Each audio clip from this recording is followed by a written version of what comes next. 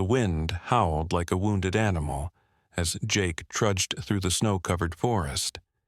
His breath came out in white puffs, and his fingers were numb inside his gloves. He shouldn't have taken this shortcut. The frozen lake was dangerous, especially in this weather. But he was late, and his boss wouldn't accept another excuse. Then he heard it, a weak, whimpering sound. At first, he thought it was the wind playing tricks. But then he saw it, a dark shape lying motionless near the jagged edge of the ice. His stomach dropped. A dog, a big one. Its fur was matted with ice, its body shivering violently. One wrong move and the ice could crack, sending them both into the freezing water below. Jake hesitated. He wasn't a hero. He was just a guy trying to get home. But the dog's golden eyes locked onto his, pleading. He cursed under his breath and stepped forward. The ice groaned under Jake's weight as he inched closer to the dog. Every step sent hairline cracks, spiderwebbing across the frozen surface. His heart pounded so loud he could hear it in his ears. One wrong move, and they'd both be swallowed by the freezing black water below. The dog's breathing was shallow, its golden eyes half-lidded with exhaustion. It didn't growl or snap, just watched him with a quiet trust that made Jake's chest tighten. He wasn't an emotional guy, but something about this animal's helplessness hit him harder than he expected. He crouched low, spreading his weight, and reached out. The moment his fingers brushed the dog's fur, the ice beneath them gave a sickening crack. Jake's stomach lurched. He grabbed the dog's collar and yanked backward just as the ice split open, freezing water sloshing over the edges. The dog yelped as Jake dragged it away from the breaking point, his muscles burning. For a second, he thought they wouldn't make it. Then suddenly, they were on solid ground, both panting, steam rising off their bodies in the cold air. The dog was heavier than he expected. A German shepherd, maybe mixed with something else, its fur thick but crusted with ice. It trembled violently, its ribs sticking out. Starving. Abandoned? Jake frowned. No collar. Wait, there was something. A frayed, frozen strap around its neck, like a tag had been ripped off. He rubbed the fur beneath it, and the dog whimpered, but not in pain. Almost like it remembered something, then he saw it. Barely visible under the matted fur was a scar, a jagged line, too precise to be an accident, a brand. Jake's breath caught. He'd seen marks like that before. His brother, a former military dog handler, had told him about them. Some private security firms, the shady ones, used them to mark their dogs, trained them for protection, or worse. The dog suddenly lifted its head, ears twitching. A low growl rumbled in its throat. Jake stiffened. What? What is it? Then he heard it too. Engines. Not just one, multiple. Getting closer. His blood ran cold. Whoever was coming, they weren't lost hikers. The dog's reaction said enough. It tried to stand, legs shaking, then collapsed again with a whine. Jake didn't think. He scooped the dog up, ignoring the protest in his back, and stumbled toward the trees. He didn't know who was out there, but he knew one thing. This wasn't just a rescue anymore. This was a debt, and it was coming due. Jake's lungs burned as he crashed through the snow-laden underbrush, the weight of the German shepherd straining his arms. The dog's breath came in ragged pants against his chest, its body radiating a feverish heat despite the freezing air. Behind them, the roar of engines cut through the forest, too close, too purposeful. These weren't rescuers, they were hunters. And whatever they wanted with this dog, it wasn't to save it. A branch whipped across Jake's face, drawing blood. He didn't slow down. The trees thickened ahead, offering cover, but his boots sank deep into the snow with every step, each movement feeling like wading through cement. The dog suddenly tensed in his arms, letting out a pained whimper. Jake risked a glance down. The animal's golden eyes were alert, ears pricked forward. It knew something he didn't. Then the forest exploded with noise. A gunshot. The bark of a tree beside Jake splintered, sending wood chips flying. His heart jackhammered against his ribs.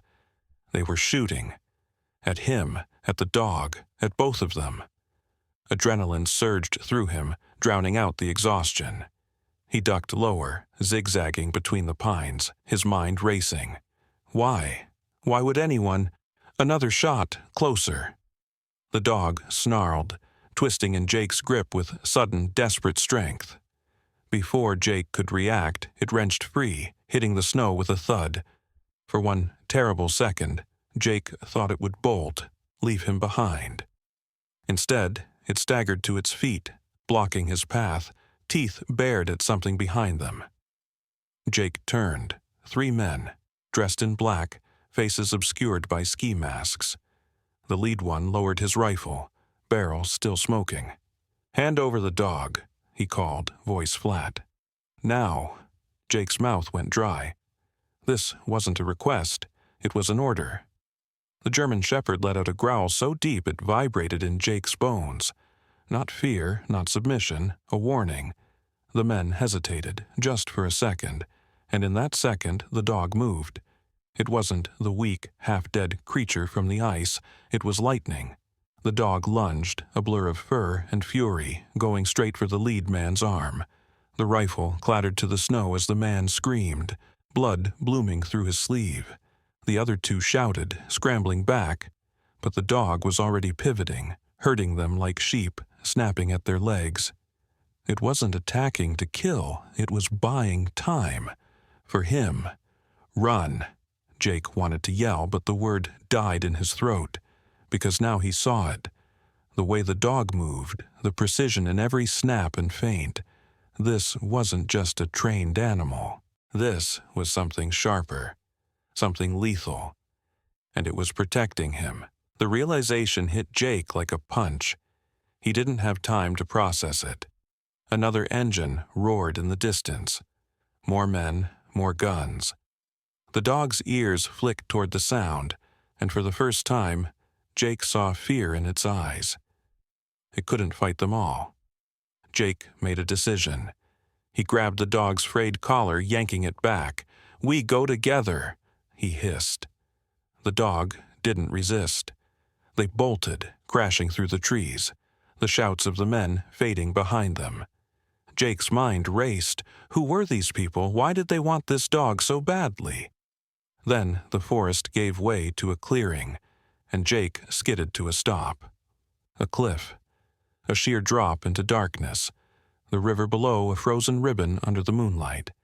No way across, no way back. The engines grew louder. The dog pressed against Jake's leg, trembling. Not from cold, but from exhaustion. Its strength was fading. They were trapped. Jake looked down at the animal. Really looked. The scar on its neck. The way it fought. This dog wasn't just a stray. It was a weapon. And somehow it had chosen him. The first of the headlights pierced the trees. Jake clenched his fists. If they wanted the dog, they'd have to go through him first. The headlights cut through the trees like prison searchlights, trapping Jake and the dog in their glare. Snowflakes swirled in the beams, creating a dizzying effect that made it hard to see how many vehicles had arrived. 3? 4? The engines idled, doors slamming, voices shouting commands in short, clipped tones. Military precision. These weren't ordinary thugs. The German shepherd pressed against Jake's leg, its body vibrating with a mix of exhaustion and readiness, its training overriding its injuries. Jake could feel the animal calculating, measuring threats, exits, weaknesses. This wasn't just instinct, this was programming. A man stepped forward, taller than the others, his face still hidden behind a balaclava. He didn't carry a rifle like his companions. Instead, a pistol hung loosely at his side, as if he knew he wouldn't need it. "Enough running," he called out, his voice carrying an accent Jake couldn't place. "You have something that doesn't belong to you." Jake's fingers twitched at his sides. He had no weapons, no plan, just a cliff at his back and a dog that, despite its training, was seconds from collapse. The shepherd let out a low, continuous growl, the sound more vibration than noise, a living engine of warning. The man took another step. The dog's growl intensified. Then, impossibly, the man stopped. Not out of fear, out of recognition. "You're still operational," the man murmured, more to himself than to Jake.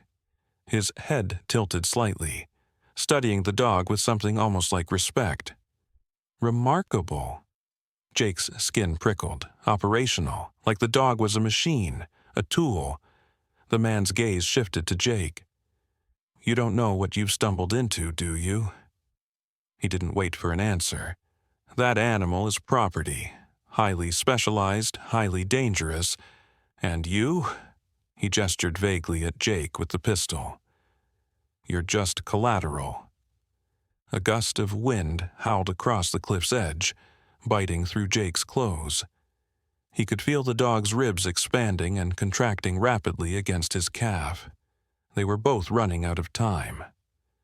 Then the man said two words that froze Jake's blood. "Ask Derek." Jake's breath caught. Derek, his brother. The one who'd worked with military dogs before vanishing 8 months ago after a cryptic phone call about blowing the whistle. The one whose apartment had been ransacked 3 days later. The one nobody had heard from since. The pieces crashed together in Jake's mind. The scar, the training, the men who hunted like soldiers. This wasn't just about the dog. It never had been. The German shepherd suddenly lunged forward with a snarl, not toward the men, but toward the ground at Jake's feet. Jake looked down just as the dog's paws scrabbled at the snow, revealing what lay beneath. Not solid rock, not even ground. A thin sheet of ice stretched over a yawning crevice, camouflaged by the snowfall. The dog had sensed it, the hollow space below, the weakness in the structure. It was looking at Jake now, panting, its eyes screaming a message he somehow understood. Jump. Not to their deaths, to escape. The lead man raised his pistol. Last chance. Jake didn't hesitate. He grabbed the dog's scruff and leaped into the darkness just as the first shot rang out. The ice shattered beneath them. The fall was shorter than Jake expected, maybe 10 feet, but the landing knocked the air from his lungs. They slid more than fell, the crevice angling sharply downward, a natural chute of stone and ice. Jake clutched the dog to his chest as they plummeted, the world spinning, the shouts from above growing distant. Then, impact. They spilled out onto a ledge overlooking the frozen river, the crevice depositing them like a grotesque waterslide. Jake gasped, rolling. Onto his back, the dog, a heavy, panting weight on his ribs. Above them, flashlights danced at the crevice's entrance. They wouldn't stay up there for long. The dog staggered to its feet, shaking off the fall like it was nothing. It turned to Jake, licking his face once, quick, efficient, before trotting to the ledge and staring down at the river below. Waiting. Jake forced himself up, his body protesting every movement. The river wasn't completely frozen. Patches of black water glistened between the ice sheets, hungry and deep. The dog glanced back at him, then at the river, then back at him. Jake understood they weren't safe yet. Somewhere in the darkness behind them, boots scraped against stone. The hunters were coming. The German shepherd's ears flattened against its skull as it stared at the frozen river, a low whine building in its throat. Jake wiped blood from his lip, following the dog's gaze. At first, he saw nothing, Just the uneven ice, the inky water bubbling up in places where the surface had cracked. Then movement. Not from above, from below. Something dark and massive shifting beneath the ice like a shadow given life. The dog's reaction was instant, its hackles raised, teeth bared, but it didn't bark, didn't growl. It trembled, a full-body shake that had nothing to do with the cold. It knew what was down there. And it was afraid. Jake's stomach twisted. He'd seen fear in animals before, the way a rabbit froze when it sensed a predator, the way a stray dog cowered from a raised hand. This was different.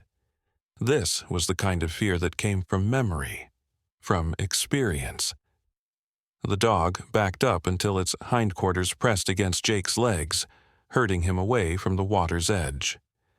It didn't take a genius to understand the message, "Don't go near the ice." A shout echoed from above. Jake jerked his head up to see flashlight beams sweeping the crevice they'd fallen through.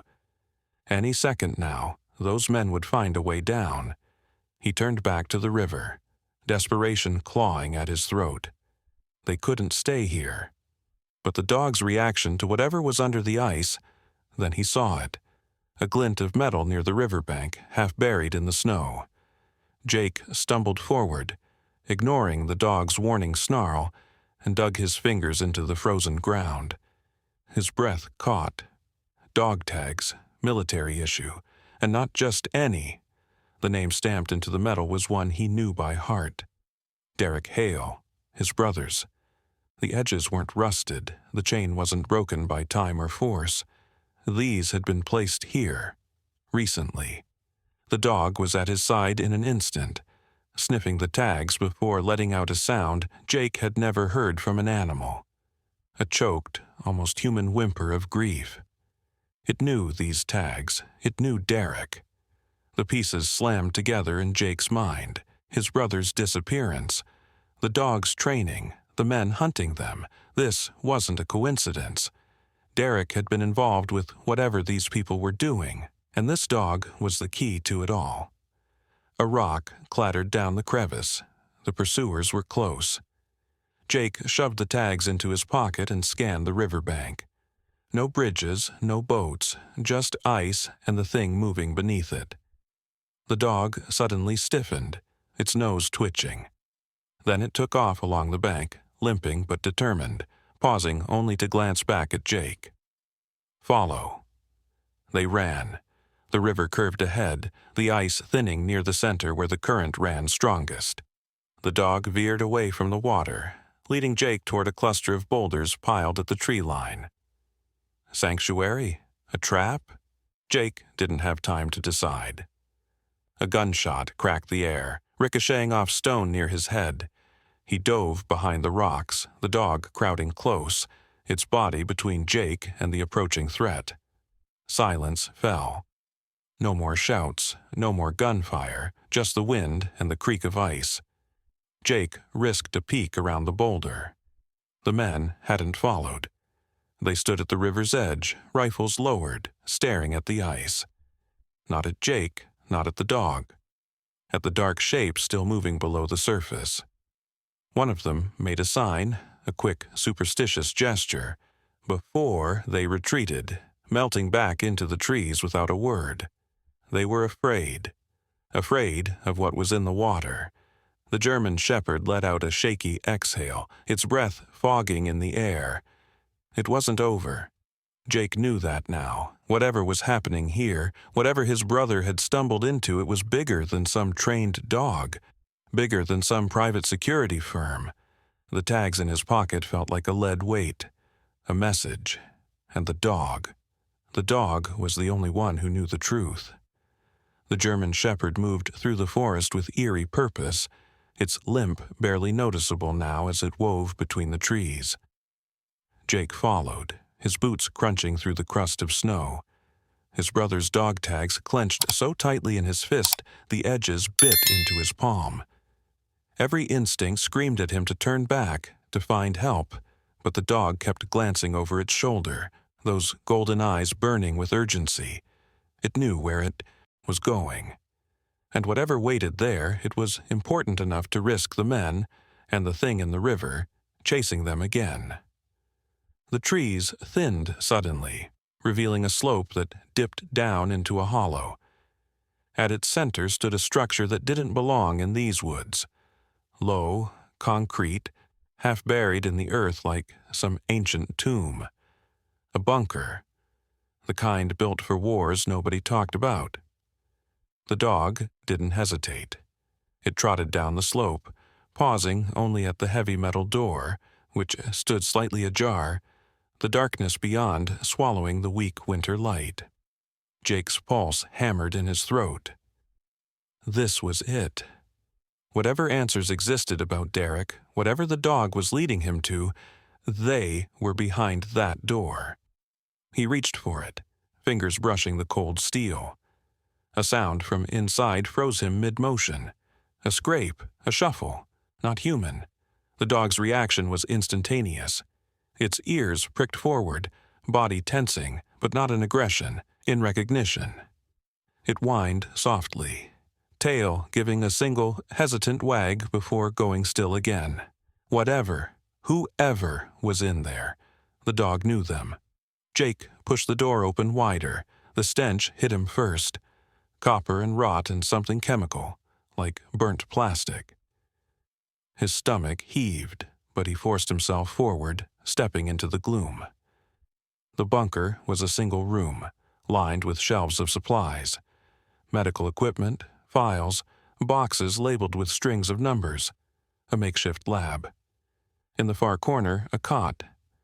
And on that cot, Derek? The figure stirred at the sound of his voice, lifting its head slowly. It wasn't Derek, not anymore. The thing on the cot was human-shaped, but wrong. Its skin was mottled, stretched too tight over bones that seemed to shift under the surface. Its fingers ended in claws, the nails blackened and cracked, and its eyes golden, just like the dog's. The creature's lips peeled back in what might have been a smile, revealing teeth too sharp, too many. It spoke, and the voice that emerged was a grotesque parody of his brother's. "Jake, you shouldn't have come." The German shepherd let out a mournful howl, pressing itself against Jake's legs as if to steady him. The creature, Derek, winced at the sound. "She led you here," he rasped. "I told her not to, told her to run." Jake couldn't move, couldn't breathe. This wasn't possible. None of this was possible. Derek's twisted body shuddered, a wet cough racking his frame. When he spoke again, his words were clearer, more human. "Project Fenrir, they were enhancing us, soldiers, dogs, merging us, the perfect weapons." A clawed hand gestured weakly to the German shepherd. Lena was the first success. Then they tried it on humans. Lena, the dog, had a name, and she was whining now, creeping forward to press her nose against Derek's outstretched fingers.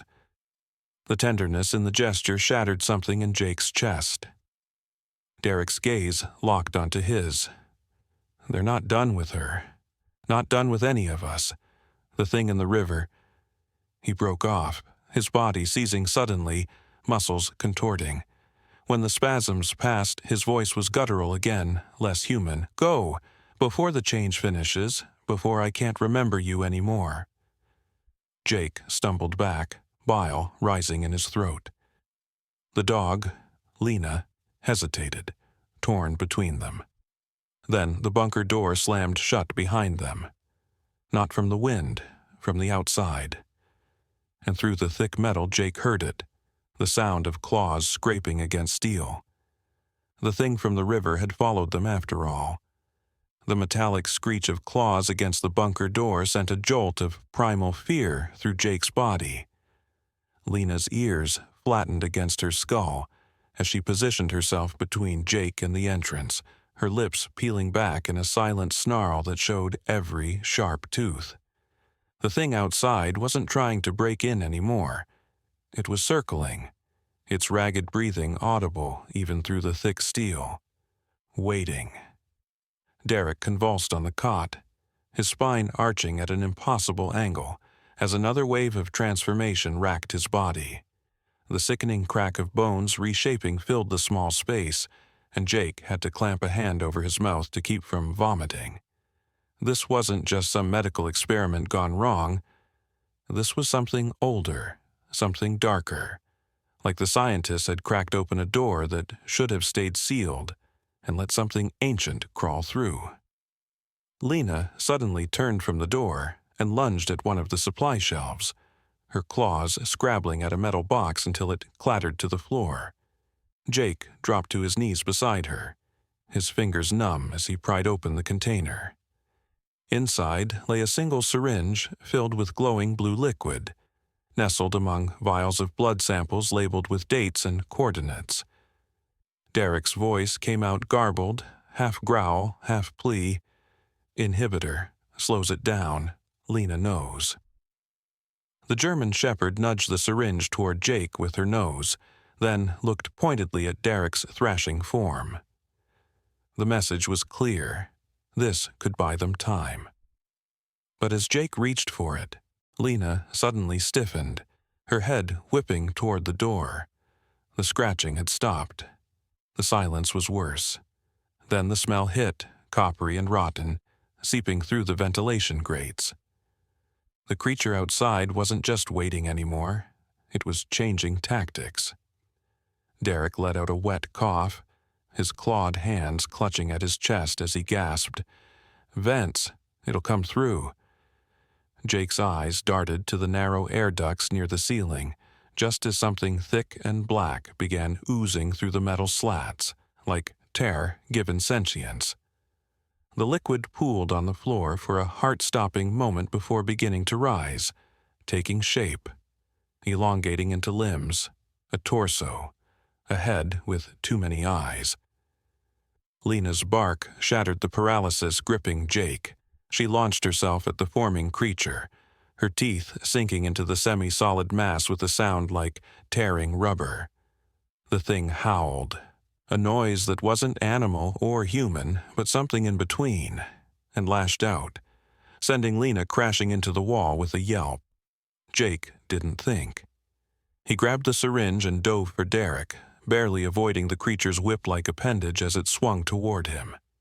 Derek's skin was burning hot to the touch, his pulse erratic under Jake's fingers as he jammed the needle into his brother's neck and depressed the plunger.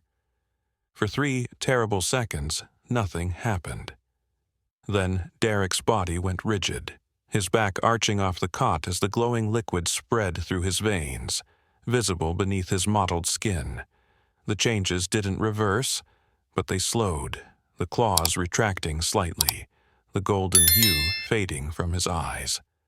Across the room, the creature recoiled, as if sensing the shift, its form shuddering. It wasn't just attacking randomly, it was drawn to the transformation, feeding on it. Lena staggered to her feet, blood matting her fur, but her gaze was laser-focused on the creature. She didn't growl this time. She chuffed, a short, sharp sound that made the thing pause. Recognition flashed between them, and Jake suddenly understood. This had been human once, maybe even one of Lena's handlers. The German shepherd took a step forward, then another, her body language shifting from aggression to something eerily like protocol, as if following some ingrained training sequence. The creature hesitated, its many eyes blinking out of sync. That's when the first gunshot rang out from outside. The bunker door shuddered under the impact, followed by shouted commands. The men had found them. The creature's head snapped toward the noise, then back to Lena. A decision hung in the air between them.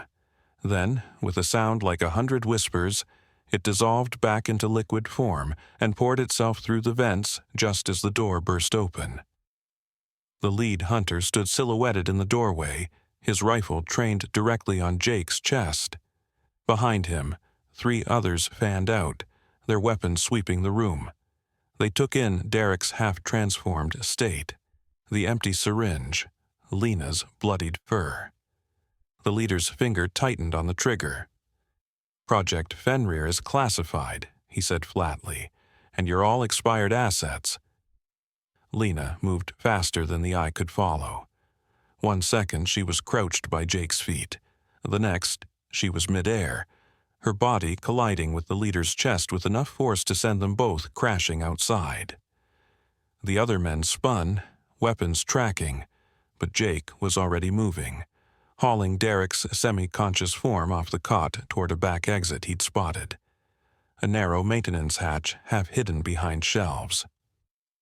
Derek's voice was barely human as he gasped, "Lena, she's buying time. The river.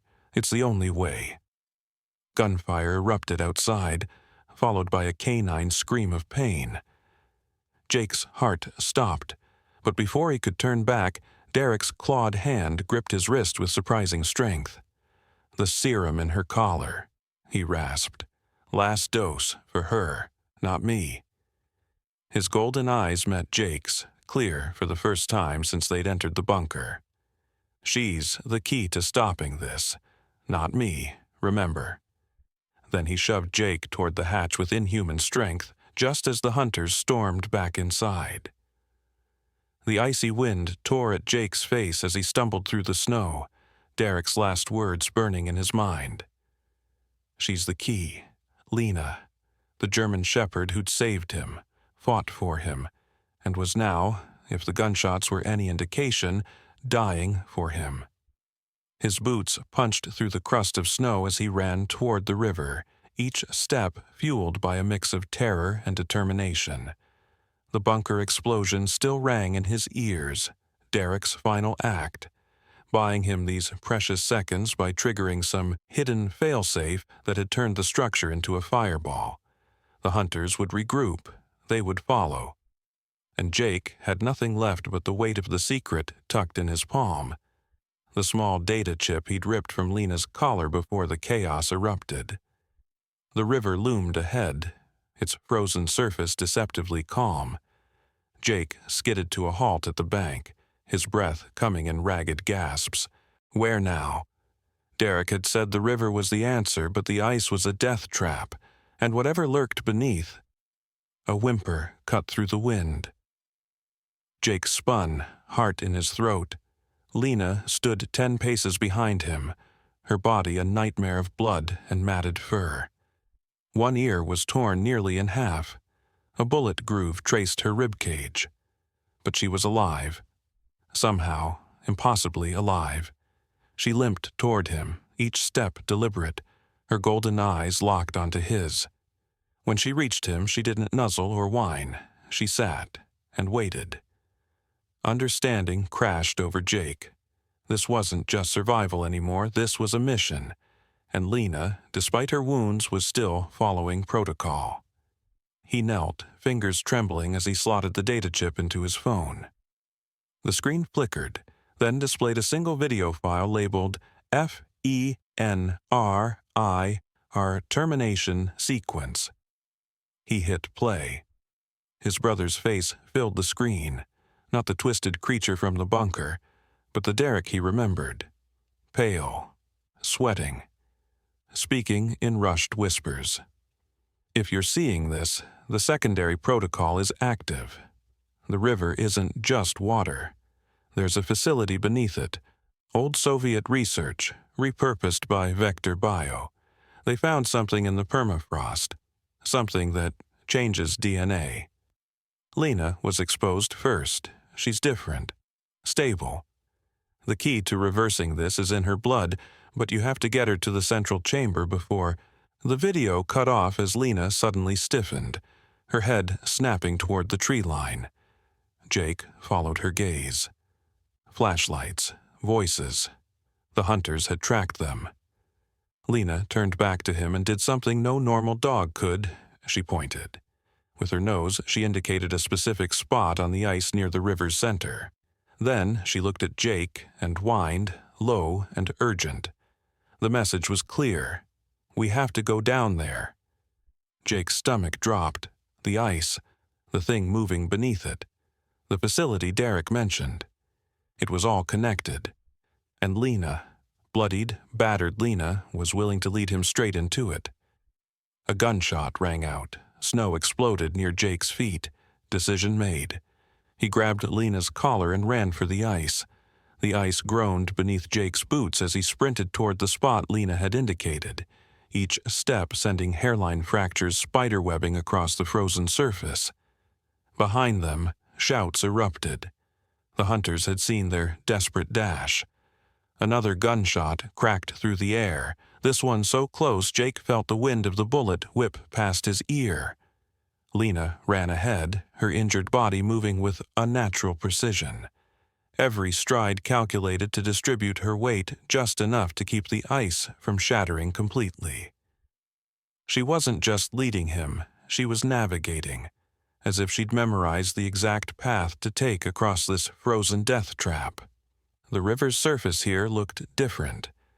Not the smooth, opaque white of thick ice, but a strange, almost glassy transparency, with dark shapes moving beneath it that Jake refused to look at too closely. Lena stopped suddenly at a circular patch of ice no larger than a manhole cover. Here, the ice wasn't just clear, it was thin, deliberately so, the edges too perfectly rounded to be natural. Jake dropped to his knees beside her, his breath coming in ragged gasps. Up close, he could see markings etched into the ice, symbols that looked like a mix of Cyrillic letters and something far older, something that made his skin prickle just to look at. Lena nudged his hand with her nose, then pawed at the symbols in a specific sequence. Left, right, down, center. A code. Jake hesitated. This wasn't just ice, it was a door, and whatever waited below had been put there on purpose. Another gunshot. This time, the ice near Jake's knee splintered. He didn't have a choice. He slammed his palm against the symbols in the order Lena had shown him. For a heartbeat, nothing happened. Then the ice moved. Not cracking, not melting. Sliding open with a hydraulic hiss, revealing a yawning shaft lined with rusted metal rungs descending into blackness. The smell that wafted up was metallic and old, like a hospital corridor left to rot for decades. Lena didn't hesitate. She leaped into the opening, landing on the first rung with a grace that defied her injuries before looking up at Jake, waiting. Jake glanced back. The hunters were closer now, their leader's face twisted in something beyond rage. Recognition. They knew what this place was, and they were terrified of it. Jake swung himself into the shaft just as the ice above began to close automatically. The last thing he saw before darkness swallowed them was the lead hunter skidding to a stop at the edge of the opening, his rifle lowering not in surrender, but in something like reverence. Then the ice sealed shut with a final, ominous click. The descent was endless. The rungs were slick with frost, the air growing colder with every foot they dropped. Jake's fingers went numb first, then his toes, then his face. Only Lena's occasional whine from below kept him moving. After what felt like hours, his boot hit solid ground. Not metal, but stone. Ancient, uneven stone. A light flickered to life. Not a modern bulb, but a series of dim, bioluminescent panels set into the walls at intervals, casting a sickly green glow down a tunnel carved straight into the bedrock. The walls here weren't smooth. They were covered in the same symbols as the ice door, but these were deeper, almost clawed into the stone. And between them, handprints. Dozens of them. Hundreds. Some human-sized, some not. Lena pressed against Jake's leg, her body trembling, not from fear, but from something eerily like recognition. She knew this place, not just from training, from memory. The tunnel sloped downward, the air growing thicker with each step, until suddenly it opened into a cavern so vast the green light couldn't reach the ceiling, and at its center, a structure. Not Soviet, not modern, not even human. It looked like a cross between a temple and a laboratory. its walls made of the same strange, glass-like stone as the symbols, pulsing faintly as if alive. And in front of it, arranged in perfect rows like some grotesque garden, were pods, dozens of them, each large enough to hold a person. Most were shattered, their contents long gone, but a few near the center were still intact, their glass surfaces fogged with frost. Lena let out a soft whine and trotted forward, stopping before the largest pod. Its surface was clearer than the others, and inside, Jake's stomach dropped. A figure floated in suspension, its features obscured by ice, but the shape was unmistakable, canine, massive, and alive. Its eyes, golden, just like Lena's, snapped open the moment Jake stepped closer. The pod's glass shattered outward with a sound like 1,000 icicles breaking at once, and the creature inside uncoiled itself with a fluid, predatory grace that made every muscle in Jake's body lock in primal terror. It wasn't just its size, though it dwarfed even the largest wolf Jake had ever seen, but the way it moved, its limbs unfolding with an almost liquid smoothness that defied normal animal anatomy. The golden eyes that had seemed so familiar in Lena's face were something else entirely here. Ancient, calculating, brimming with an intelligence that wasn't just animal or human, but something other. The creature's nostrils flared as it took in Jake's scent, then dismissed him entirely, its gaze locking onto Lena with an intensity that made the air hum between them. Lena didn't cower. She didn't growl. She went utterly still, her own golden eyes widening in what Jake could only describe as recognition. A sound echoed through the cavern then, not from the creature, not from Lena, but from the walls themselves. A deep, resonant vibration that made the symbols carved into the stone begin to glow, the same eerie green as the bioluminescent panels. The creature's head snapped toward the sound, its lips peeling back to reveal teeth that were too long, too sharp, arranged in rows that no natural evolution could explain. It wasn't a snarl, it was a response. The vibration intensified, and suddenly Jake understood. The walls weren't just carved with symbols. They were alive, and they were communicating with this thing. Lena let out a soft whine and took a step forward, then another, until she stood nose to nose with the creature. For a heartbeat, nothing moved. Then the creature exhaled, a warm, rancid breath that fogged the air between them, and did something Jake never could have anticipated. It bowed, not in submission, in acknowledgement. The truth hit Jake like a physical blow. This wasn't just some escaped experiment or mutated animal. This was the source, the original. Whatever Project Fenrir had been trying to replicate, this creature was where it had all begun. And Lena wasn't just another test subject. She was something closer to family. A noise from the tunnel snapped Jake's attention backward, the sound of boots on stone, too many to count. The hunters had found a way in. The creature's head whipped toward the sound, its body coiling with sudden lethal tension. But before it could move, Lena blocked its path, barking once, sharply, not a warning, a command. The creature hesitated, then, impossibly, obeyed, falling back a step. Jake's mind reeled. Lena wasn't just connected to this thing. She could control it. The first of the hunters burst into the cavern, rifles raised, their flashlight beams cutting through the green gloom. The lead hunter's eyes locked onto the creature, and for the first time, Jake saw genuine fear on the man's face. Not fear of death, fear of failure. "Don't let it touch the walls," he shouted, his voice cracking with panic.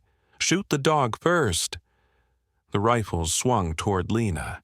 Jake moved on instinct, throwing himself in front of her just as the gunfire erupted. The bullets never reached him. The creature moved faster than the eye could follow, its body a blur as it placed itself between the hunters and Lena. The bullets struck its hide and bounced, ricocheting off with a sound like hail on metal. The hunters froze, their faces slack with disbelief. The creature didn't give them time to regroup. It lunged, not to kill, but to herd, driving them back toward the tunnel with calculated swipes of its massive paws. But the hunters weren't the real threat. As the creature forced them into retreat, Jake saw movement near the shattered pod. The frost-covered glass wasn't just melting. It was reforming, crawling back together like living tissue knitting a wound. And beneath it, something darker was stirring. Something the creature had been containing. Lena's ears flattened against her skull, a low, continuous growl building in her throat. She wasn't watching the hunters or the creature. She was staring at the pod, at what was emerging from it. A shape. Humanoid, but wrong. Jake's breath caught. He knew that silhouette, even twisted as it was. Derek, but not the Derek from the bunker. This version of his brother was something new. His body had stabilized, but not into anything human. His limbs were too long, his fingers ending in claws that gleamed like black ice. And his eyes were the same gold as Lena's, as the creature's. But where theirs held intelligence, his held only hunger. The lead hunter screamed then, not in fear but in triumph. It worked! The bonding is complete. Jake didn't understand. Not until he saw the hunter raise not his rifle, but a strange, pistol-like device, and aim it not at Derek but at the creature. They'd never wanted to kill Lena. They'd wanted her to lead them here, to wake the original, so they could steal it. The pistol-like device emitted a high-pitched whine that made Jake's teeth vibrate, a sound so unnatural it seemed to warp the air around it. The creature, the original, reared back as if physically struck, its golden eyes dilating in what looked like pain. Lena let out a howl that echoed through the cavern, a sound so full of grief and fury that the very walls seemed to shudder in response. Jake didn't understand the science, but he understood the intent. The hunters weren't trying to kill the creature. They were milking it, draining something essential from its body, its DNA, its very essence. The lead hunter's face was alight with manic triumph. His hands, steady on the device as a vial inside it, began to fill with a glowing, viscous fluid. Amber at first, then deepening to a molten gold. Derek, or the thing that had been Derek, pivoted toward the sound, his elongated limbs twitching with erratic, spidery movements. His golden eyes fixed on the hunters, then slid past them to the creature, and for the first time, Jake saw a flicker of something human in that monstrous face. Not recognition, conflict. The bond between Derek and the ancient entity wasn't seamless. It was a battle, and Derek was losing. Lena didn't hesitate. She lunged forward, not toward the hunters or the creature, but straight for Derek. The lead hunter shouted a warning, but it was too late. Lena's teeth sank into Derek's forearm, not to maul, but to inject. A faint, blue-tinged liquid seeped from her gums as she bit down, the same substance Jake had seen in the syringe back at the bunker. Derek's body convulsed, his back arching violently as the fluid hit his system. For one terrible second, Jake thought it hadn't worked. Then Derek's eyes cleared, just for a moment, and his voice emerged, ragged, but his. "Jake, run. She's trying to—" The lead hunter fired, not at Lena, not at Derek. At the vial in his own device.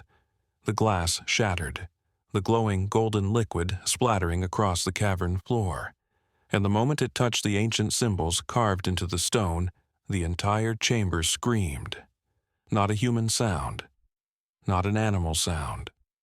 A noise so profoundly wrong that Jake felt it in his bones, in his teeth, in the marrow of his spine. The walls pulsed, the green bioluminescence flaring blood red, and the creature, the original, let out a roar that shook the very foundations of the cavern. The hunters were already retreating, their leader clutching the pistol device to his chest like a holy relic. They hadn't needed to harvest much, just enough. Jake realized the truth too late.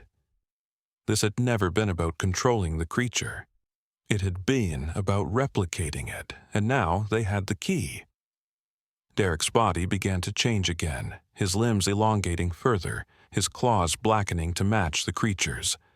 But this time, there was no pain in his transformation, no resistance, only purpose. His golden eyes locked onto Jake, and for the first time, there was no flicker of his brother left in them, only hunger. Lena staggered back, her body swaying from the effort of whatever she'd done to Derek. The blue liquid, the inhibitor, had drained something vital from her. Her fur, already matted with blood, seemed to dull, her breaths coming in shallow, labored pants. She looked up at Jake, and in her eyes he saw an apology. She'd known this would happen, known it would cost her, and she'd done it anyway. The creature, the original, let out another earth-shaking roar and lunged not at the retreating hunters but at Derek. The two collided with a sound like boulders crashing together, claws and teeth flashing in the red-lit gloom. They weren't fighting, they were merging. And as they did, the walls began to bleed. Not water, not ice, something darker, something alive. Jake grabbed Lena, hauling her away from the nightmarish fusion unfolding before them. Her body was frighteningly light in his arms, her heartbeat fluttering like a trapped bird against his chest. The tunnel they'd entered through was collapsing, the symbols along its length cracking apart like dried blood. There was only one way left to go, deeper into the facility, toward the heart of whatever nightmare the Soviets, and later Vector Bio, had unearthed here. Lena lifted her head weakly, her nose twitching as she scented the air. Then she did the last thing Jake expected. She pointed. Not toward an exit. Toward a narrow crevice in the far wall, one that glowed with a faint, steady blue light. A light that pulsed in time with Lena's fading heartbeat. Jake clutched Lena tighter against his chest as he stumbled toward the blue glow, the cavern shaking around them like a living thing in its death throes. The air smelled of ozone and something older, petrichor and static, like the moment before a lightning strike. The crevice was narrower than it looked, the walls pressing in so close Jake had to turn sideways, Lena's body a warm, trembling weight in his arms. Her breath came in shallow, wet gasps now, her ribs fluttering under his fingers like a bird with broken wings. But her eyes were alert, locked onto the pulsing blue light ahead, with a focus that defied her injuries. She knew where they were going, and she knew why. The crevice opened abruptly into a chamber so small it felt more like a tomb than a room. At its center stood a pedestal of the same glass-like stone as the symbols, and atop it, cradled in a nest of what looked like frozen roots, was the source of the light. A sphere no larger than a grapefruit, its surface alive with swirling, liquid blue energy. It wasn't just glowing, it was breathing, the light expanding and contracting in a rhythm that mirrored Lena's faltering heartbeat. Jake didn't understand what it was, but Lena did. She struggled weakly in his grip until he set her down, then dragged herself toward the pedestal with a determination that left smears of blood on the stone. When she reached it, she didn't hesitate. She pressed her muzzle against the sphere and pushed. The effect was instantaneous. The blue light flared, so bright Jake had to shield his eyes. When he could see again, the sphere was changing, its surface rippling like water as it absorbed Lena's blood, her breath, her very essence. The roots around it began to move, slithering across the pedestal until they found Lena's body, wrapping around her legs, her torso, her neck with terrifying gentleness. She didn't fight them. She leaned into the embrace, her golden eyes meeting Jake's one last time before the light engulfed her completely. And then, silence. The tremors shaking the cavern ceased. The red glow flickered and died. Even the distant sounds of Derek and the creatures merging faded into nothing. For one endless moment, there was only the blue light, pulsing softly in the stillness. Then the sphere shattered.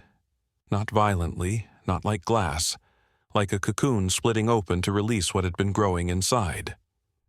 Lena stood there, whole, unharmed, her fur gleaming like fresh snow under moonlight. But she wasn't just healed, she was more. Her golden eyes held depths they hadn't before, a knowledge that went beyond training or instinct. The roots that had wrapped around her now draped over her shoulders like a living cloak, their tips glowing faintly blue where they touched her fur. She was no longer just a dog, no longer just a hybrid. She was what the original had been meant to guard. The balance. A sound from the tunnel snapped Jake back to reality. A wet, tearing noise, followed by a guttural roar that was neither Derek nor the creature but some horrible amalgamation of both. Lena's ears pricked toward the noise, her body tensing. She looked at Jake, then at the tunnel, and in her eyes he saw an unspoken question. "Trust me." Jake exhaled, nodded. Lena turned to face the darkness just as the fused monstrosity that had been Derek and the original crashed into the chamber. It was massive now, a nightmare of claws and teeth and too many eyes, its body still shifting, still changing, as if it couldn't decide what form to take.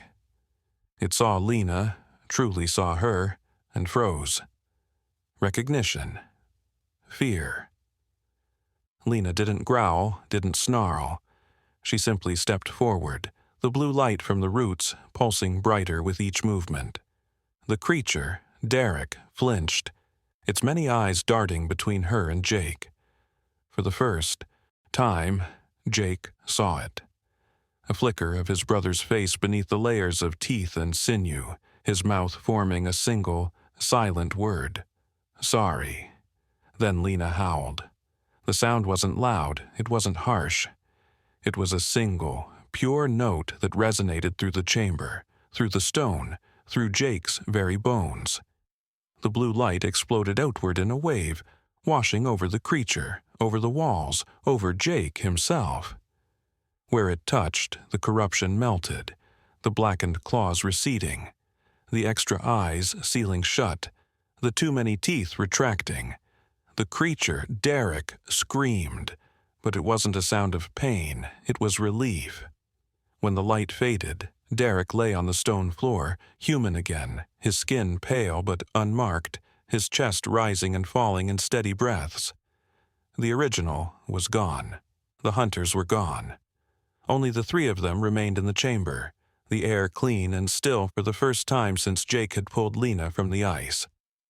Outside, dawn was breaking. Moral lesson.